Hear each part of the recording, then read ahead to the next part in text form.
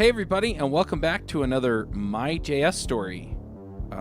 This week we're going to be talking to Jon Schlinkert. He was on episode 98 of JavaScript Jabber, and we talked about assemble.io. Do you remember that far back, Jon? Vaguely. It's been a couple years. Yeah, of course I remember. Lots happened between now and then, though. Yeah, I'll bet. We're just going to jump right in on these questions, and we'll get to what you're working on and what's gone on over the last few years. The first question, and this is the one that I think is sometimes the most interesting one, is how did you get started programming? Well, it's kind of a fun story to me because I didn't really intend to get into programming. It just happened as a consequence of my situation a few years ago. About 5 years ago, I was in a completely different career. I'd been in business development and strategy-related things and consulting for a number of years, and I was always engaged with something programming-related. But I was one of those guys that would go into a meeting and talk about APIs, and I really had no idea what I was talking about. And one day, I read this book called "Fortune at the Bottom of the Pyramid," and it made me aware of a poverty problem, that 80% of the world population lives on less than $2 a day, was the thing that struck out to me. And since I was doing a lot of consulting and supply chain related things, I thought, this is the more and more I learned about this problem, the more I realized that supply chain needs were connected to this problem, meaning there are a lot of impoverished communities around the world where they, everybody in the community is somewhat of an entrepreneur of sorts, or farmers. Companies like Kiva are trying to make an impact in these communities. But at the end of the day, there's a supply chain problem because they're producing things, and people that are in the connected world economy are coming in and buying these products. But none of that money, none of that commerce actually gets back into the community. So I set out to try to find a supply chain way to solve it. And I came up with an idea for a platform that I still am very, very committed to building. And I tried to raise some funding at the time, and it didn't work. And what it came down to is I think a lot of people just were rightfully thinking, hey, this is going to be tough to execute, and you don't have any control over the development of it. And, I didn't even know how to speak to how we were going to build this thing. So I decided to learn how to program. And my wife was a programmer, so she was very encouraging. But the first step was just creating a GitHub. Actually, I had a GitHub account already from like 2010. This was 2012 when I decided to learn how to program. So that's where it all started. Hey everybody, this is Charles Max Wood. I just wanted to talk to you really briefly about JS Remote Conf. We just picked speakers. Things are looking really good, and we're really excited to cover a broad range of topics for JavaScript developers. So if you're looking to learn things about Node.js, about becoming a better developer, about deployment, about mobile development, and much more about JavaScript, then come check us out at jsremoteconf.com. You can also find it by going to devchat.tv/conferences and then picking the conference you want. We have last year's recordings there. We have this year's conference coming up. So make sure you get your ticket, and we'll see you there. That's where it all started. I'm going to call something out here because it seems like a lot of the people that I've done the MyJS story with, we had Michael Rogers from Node.js and Isaac Schluter from NPM, and I've had some of the other guests from JavaScript Jabber, Joe Eames. It seemed like everybody kind of got involved with programming at a very early age. Some of these guys got started when they were like 12 or 13 programming, and yet, you came to it as an adult, tried to solve an actual problem with it, and then you've been a successful programmer since then. And I just want to encourage people, you don't have to have a computer science degree and 15 years of experience by the time you're 25 in order to be a successful programmer. That's a very good point. At the cost of exposing my age here, I started programming when I was 39. I'm 42 now. So I had basically a full business development career behind me. Mm-hmm. And a lot of people thought I was kind of crazy, but honestly, my goal wasn't to learn how to program. I just kept telling myself, I'm going to learn enough programming to be able to tell this story and to be able to communicate with developers and to be able to, say what I want to achieve here. And one thing led to another, and I just absolutely loved everything about it. And it just kept going. That makes a ton of sense. So were you programming in JavaScript at that point, or did you come to JavaScript a little later? Actually, the very first thing I did was I didn't have any hope of actually learning how to write code, real code. I mean, I just wanted to learn how to design and build a prototype. So the very first thing I did was learn HTML and CSS. And then I ended up joining the Less.js core team after about a year. And the main contribution that I made there was just documentation, because I really didn't know enough code or anything to contribute to the core code base. So, I thought the way that I can contribute here is by just taking some of the documentation and streamlining it and making it a little bit easier to consume. So I did that for a little while.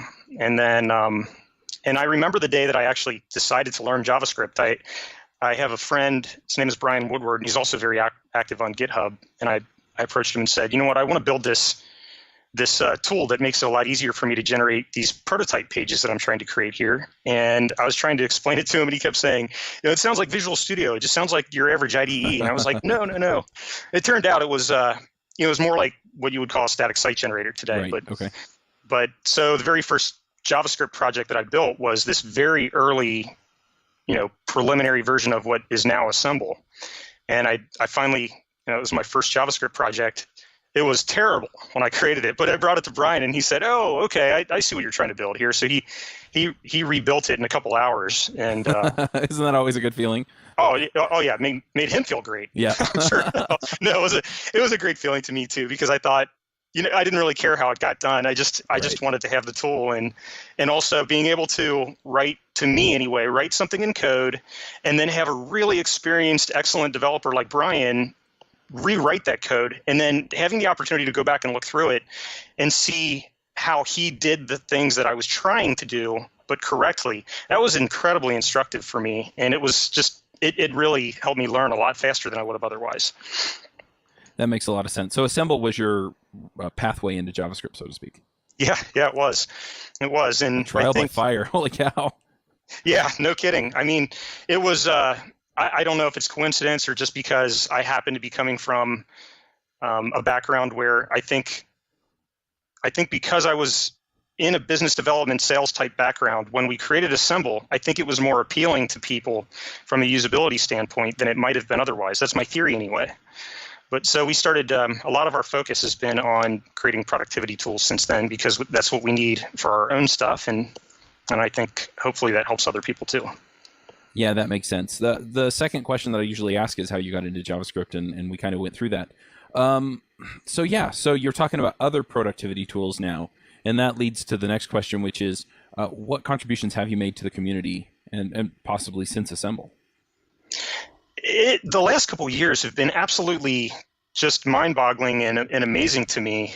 If I could, I still remember the first time that I committed code to GitHub, because it was only a few years ago, and I was so nervous for some reason. I thought, I just don't know this world. I haven't been in programming for a long time, so I created this project on GitHub, and I remember pushing it up and thinking, I didn't know a lot of developers at the time, and I thought people are just going to blast my work and whatever. But programmers are not like that at all. It was an amazing experience for a couple months. Nobody really noticed what I was doing, so it gave me the freedom and ability to just learn step by step, and to tell you how I got from there to here and the tools that we're working on now. I think it'll make a lot more sense if I just kind of explain how we did that. But at first, the goal was just creating tools that would make me faster at programming and make it easier for us to start building the things that we needed. So we focused on creating really small, what we call micro libraries, is I guess the common term for them. But the main reason we did it wasn't because of some belief in a convention or belief that micro libraries were like the great thing to create. It's just really, honestly, what my capabilities were at the time.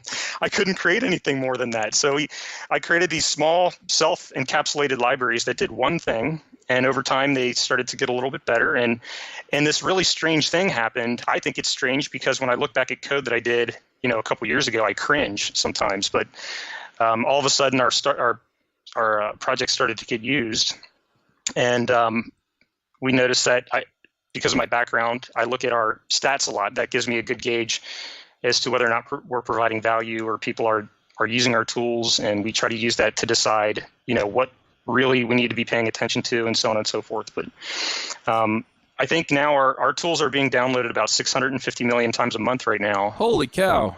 Yeah, it's a pretty incredible number, but it has happened 100% organically over time. And I think a lot of the reason that the numbers have continued to grow is just that we continue to respond to, we build what we need first, and we look at whether or not other people are using those tools too, and we use that as a gauge to continue working in certain areas and to not work in other areas, if that makes sense. Right. So you said tools that increase your productivity as a programmer.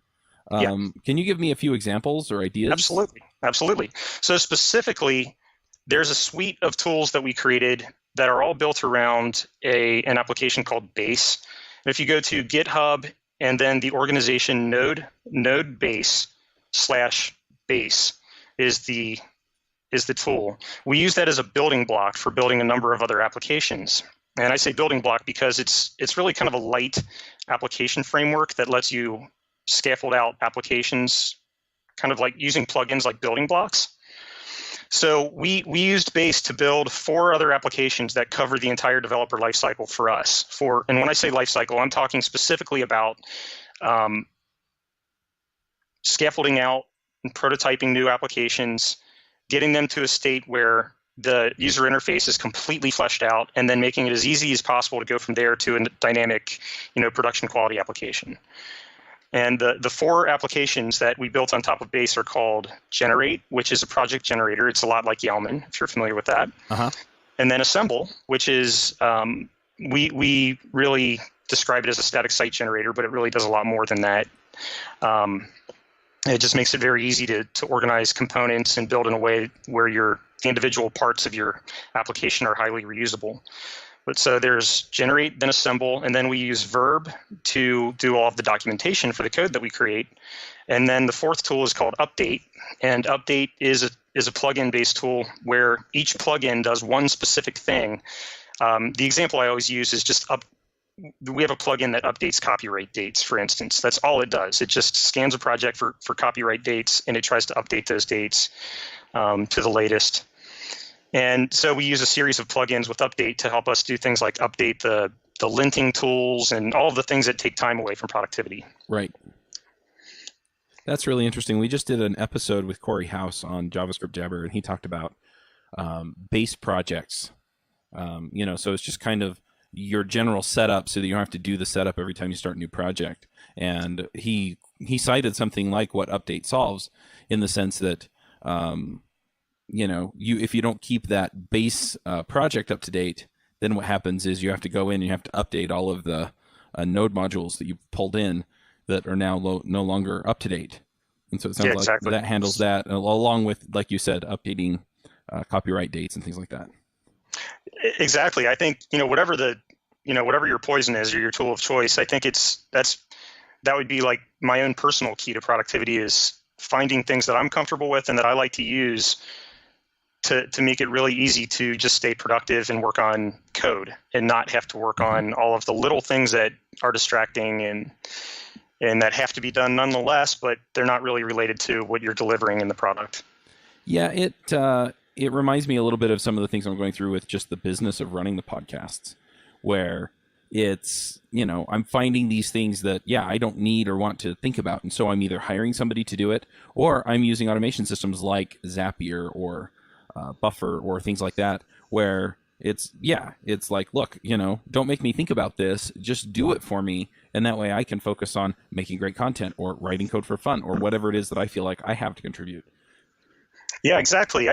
It's interesting because back in my prior career, one of the things that I remember having to emphasize a lot when I was consulting with small businesses or startups, or fundraising is involved, and people were looking for ways to wrap a valuation strategy around their company, I would always have to explain that companies that are scalable will always be valued more, have higher valuations. Mm-hmm. The point is that the things that make you not scalable are things like what you're talking about, hiring, and people-focused companies are hard to scale. Consulting businesses are hard to scale. And so a lot of the focus for me is finding ways to make myself scalable to a degree. Like how can I systematize all of the things that make my time, that tax my time, that take me away from doing the things that make me productive. Yeah, that makes sense. So I have to ask then, is this what you're working on now, or are there some other things you want to talk about that you kind of have in the works that you're working on? Well, There are a couple things. One thing right now this is just kind of a completely side thing that I've wanted to do for a while. So we have like thousands of wiki pages that we've created for documenting certain things in sell side in the business we're trying to create. And we've wanted to convert those to Markdown for a while. So I recently created a tool called Sledgehammer. I haven't published it yet, but I'm going to be publishing it like in the next couple days.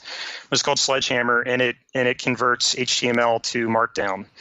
And I know there are other tools that do this, but Sledgehammer is comprehensive and it does a really good job. So I'm pretty excited about that. And we're also, I don't have a lot to say about this yet, but we're also getting pretty close to launching sell side. We'll be doing that in the next few months. Very cool. Yeah, this episode will come out toward the end of February, I think. So, oh, cool. Hopefully the timing coincides very nicely. Yeah, hopefully. Sell side is going to be it's going to be an interesting journey because it's going to allow you to build applications that I think will use a lot of the same code and a lot of the same plugins and applications that people are already familiar with from Brian and I and other things in the community. So. Yeah, and you've mentioned Brian a few times. I just want to call out that he was also on that episode that you appeared in JavaScript Jabber for. Yep, that's a good point. It's Brian Woodward. He goes by Doob, which is Wood. This is part of his name backwards. So. Yep. So yeah. Yeah. So I'm not sure if I was super clear on what sell-side is doing. So do you want to just give me sort of the 5-second or 30-second or 1 minute overview or elevator pitch on what sell-side's about? No problem. I'll give you the 3-second pitch. All right. Sell-side's job is to make B2B integrations as easy as social networking. That's pretty much the gist. I post to Twitter, your life gets better. I like that. Yeah, we won't say a whole lot more about it right now, but in a couple of months, I'd love to, I'll start updating things a lot more. Sounds good. Anything else that you're working on? Any other side projects that you want to call out? Not today. I think that, there is one thing. I'm starting a guide to productivity, and I'd love to have people come and help me make that better. Productivity for people in general, or just for programmers? For developers. Developers. Yeah, it's a guide to staying productive. It is literally just at the very start, but I think this is something that is pretty universally interesting to developers and something I'd love to see. And I would love to have people come and help me make this better and tell us, create an issue or contribute and tell us what your tips are and what your advice is for staying productive. And I'd love to be able to incorporate that into the guide as I create it. That sounds really fascinating. Because I've kind of become a productivity nut myself, but mostly it's on the podcast end. But at the same time, I see a lot of parallels between what I'm doing and programmers. And I'm like, wow, man, yeah, somebody should write that book. John, go write that book. Well, we'll start with a guide and go from there. And then maybe somebody much more talented than me can come along and write the actual book version of it. Oh, there you go. Very cool. Well, before we do picks, really quickly, if people want to keep tabs on things, especially if they're interested in sell-side, or Sledgehammer, which you said you haven't released yet, but should soon. Where do they go? Do they just follow you on Twitter or star a project on GitHub or what? Yeah, I'd say the best way is to follow me on GitHub first, and Twitter is also a good choice. Okay, how do they find you on both those places? I'm on both with the same username, which is Jon Schlinkert, one word, all lowercase, and that's JonSchlinkert. All right, and we'll put that in the show notes as well. Thank you. Hey there, this is Charles Max Wood, and I just wanted to talk to you really briefly about Freelance Remote Conf. I'm putting on a conference for people who want to go freelance or who are freelance, and bringing in some of the experts from the Freelancer Show to talk to you about how to find clients, how to collect money, how to build your business, how to specialize, and much, much more. So if you're thinking about going freelance or you're already freelance and want to hear from the experts on how to go, become, or grow your freelancing business, then by all means, come check us out at freelanceremoteconf.com. We'll put that in the show notes as well. Thank you. All right. Well, let's go ahead and do some picks. Do you have some picks you want to share with us? I'm going to rehash the same picks that I mentioned a minute ago because I'm so excited about these tools, but it would be generate, assemble, verb, and update because they create this one. They all share a plugin ecosystem, by the way. So if you create a plugin for generate or you create a plugin for assemble, it's usable with any of those 4 tools. And they cover the whole developer lifecycle. So I'm just really trying to get the word out about those. Nice. I have another question. Why did you call the Sure. GitHub organization Node-Base? We wanted base, but it was already taken. So we called it Node base because it's really your base for your starting point for building a Node.js application. Gotcha. So this is really focused around Node.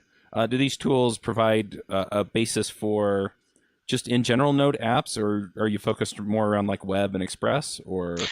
That's a good question. So base itself is much more Node focused because it's really centered around building a JavaScript application, but generate, assemble, verb, and update are abstracted one level away from that. So you can use generate to scaffold out any kind of application. Okay. It could be Ruby or Python or anything. Assemble is much more web focused, building things with templates and building web applications. But of course, you could use it to build anything that's really template driven. And verb is very JavaScript documentation focused. But update is also agnostic. So update and generator are fairly agnostic. Assemble and verb are a little bit more JavaScript focused. All right, very cool. I'm going to jump in here with a few picks myself. The first one is as I've mentioned probably in some of these, and by the time this goes out, I will have long since hired somebody. But I've been going through this hiring process and trying to find an executive assistant and just making sure that I get the right person in the right position that's going to stick around for a while. And one of the things that I did was I actually set up and had them take a DISC profile. That's DISC. D is dominant. I is interpersonal or inspiring. S is steady and supportive. And C is cautious and they're kind of process task driven people. And so if you look at it, you take the assessment. Most people, if you take the full assessment, you're going to have a very dominant and slightly less dominant area. And so my DISC profile is I'm an extremely high I with a slightly less high D. So I am the interpersonal, talkative, social person that probably surprises no one who listens to the show. And then the D part of the personality, like I said, is the dominant. I like to be in control. I like things to go my way. I'm not demanding per se, but yeah, at the same time, I do like to have things work out my way, and I like being in charge. So that's been kind of interesting. And then having people take this assessment, I'm looking for somebody who's much more on the C or S end, because I want somebody who's going to come in on this supportive end and help out, or that is very task oriented and checklist and get stuff done kind of person, who can do the kind of work that I want done. And so it's been kind of fun to just see how many of these people, almost every applicant that I've had take the DISC assessment has been an S, a high S, which is also interesting. So that I think the people with that kind of personalities tend to self-select toward executive assistant roles. But yeah, this has been fun. If you're interested in the people, finding out how you interoperate with the people you work for, have them all take the DISC assessment. You can take it for free. The free assessment is pretty basic, but it's good enough to get an idea about people. And so that's what I've been having people do. You can take the full assessment, then you get a better idea about people. But yeah, I really like that, and it's a really great way to just get an idea of what people are about. One other thing that I'm going to pick is, and I didn't really like them for a long time, but I kind of came around, and that's Facebook groups. I've got a number of business associates in different groups now on Facebook that I collaborate with or talk to on a regular basis, and it's a really great way to just keep tabs and keep track of what's going on with everybody and get the help that you need online. So yeah, I'm going to pick those as well. I know they're not super deeply technical, but they're awesome. So yeah, thank you for coming, Jon. Oh, you're very welcome. Thank you so much for having me on. Yeah, I'm really curious. I'm going to have to try out some of these tools, and maybe we'll have to get you back on JavaScript Jabber here in a month or something. I'd love to. Thank you. All right, we'll just cut it right there, and thank you for coming. Have a great day. Bandwidth for this segment is provided by CacheFly, the world's fastest CDN.